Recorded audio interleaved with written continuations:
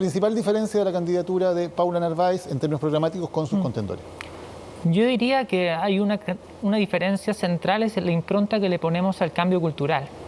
Es decir, yo creo que hay un acuerdo, tiendo a pensar que más o menos transversal, aunque todavía no puedo saber exactamente qué es lo que sostiene la candidatura de Democracia Cristiana en cuanto a que hay que cambiar el modelo económico y queremos parecernos más a una socialdemocracia que al modelo neoliberal que nos ha acompañado con la constitución de la dictadura.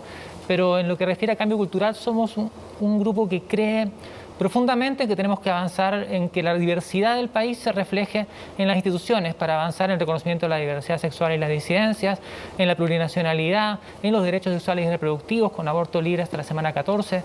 Creo que esa impronta de nuestra coalición marca una diferencia importante respecto, por ejemplo, a la Democracia Cristiana, donde ha habido visiones más conservadoras en diferentes instancias que le han puesto freno a algunas iniciativas. Quedémonos en ese tema. ¿La candidatura de Yasna Proboste no tiene esa misma mirada cultural?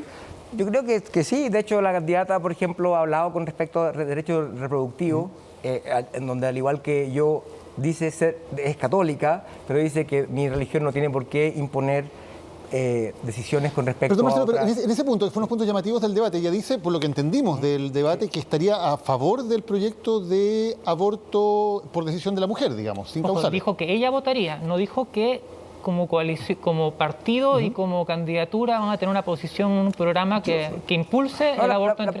¿Está claro esa posición programática? Tal cual le dijo a don Carlos esa noche, le dijo que es bastante claro de que ella sí está a favor de que haya ese derecho reproductivo por parte de la mujer y que no va a imponer su visión con respecto a eso. ¿Y así debería ser? ¿Cuándo cambió tan radicalmente de opinión? Porque cuando se votaron las tres causales, ella incluso votó en contra de la causal de violación. Sí, tiene una era con respecto a la viabilidad del feto, y tenía que ver con una cuestión y que conversamos bastante profundo sobre eso, porque ella, por ejemplo, en Vallenar versus alguien que está en Vitacura, no necesariamente tiene el mismo tipo de acceso a médicos para poder saber si hay una viabilidad del feto o no.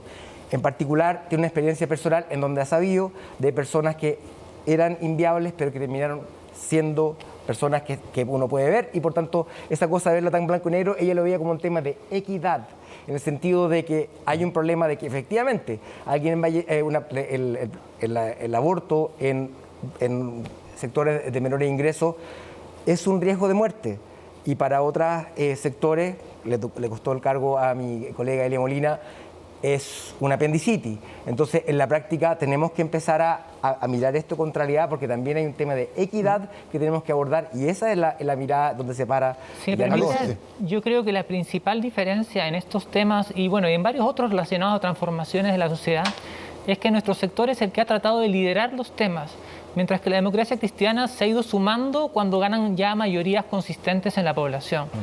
Por ejemplo, en el aborto causales, Yasna Proboste partió votando una indicación en contra. En la ley de identidad de género votó en contra de indicaciones respecto a incluir a los niños inicialmente, después votó a favor.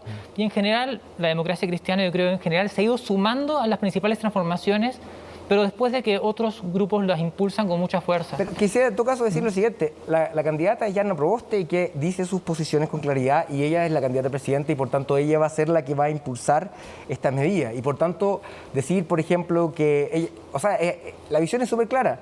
Tú no tienes por qué imponer tus posiciones personales hacia el resto de la sociedad. Yo encuentro que eso es valorable y eso es un cambio radical. Eso no significa que haya cambie distinto. El caso mío también. Eso no significa que yo vaya a hacer un aborto, claro, pero creo que no tengo ningún derecho de poder imponer mi posición ni a la decisión de una mujer ni al resto de la sociedad. Lo que pasa es que, claro, si uno quiere ser presidente de la República y si el mismo presidente tiene el respaldo de la idea, le da mucho más fuerza, ¿ya? Por lo tanto, yo le quería preguntar a Marcelo, ¿qué piensa la candidata con respecto a otros temas, la eutanasia, por ejemplo, o la adopción de parejas homosexuales, si cumple los requisitos legales? ¿Está de acuerdo, no está de acuerdo? ¿Va a estar en el programa, no va a estar?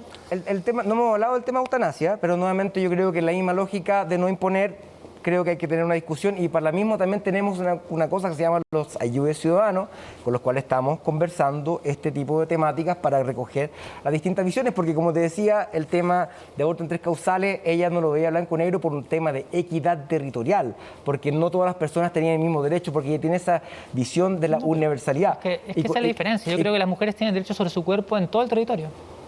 Es que es distinto saber si tú estás hablando con respecto a viabilidad de feto, la información que tú tengas con respecto a si es viable o no. Tengo familiares ginecólogos, es una decisión que tiene que ver con tu conversión con tu ginecólogo. Si te toca un ginecólogo tarde y mal o nunca en un pueblo aislado, difícilmente va a poder tomar una decisión informada y por tanto eso es distinto. Claro, Versus pero el que falte información por una decisión no quiere decir que se le deba quitar el derecho a decidir, y creo que esas eran las principales diferencias que había.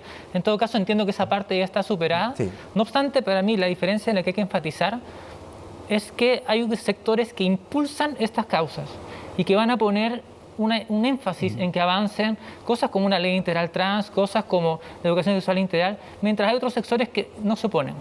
Y esa impronta es distinta y va a impactar seriamente en una agenda de gobierno.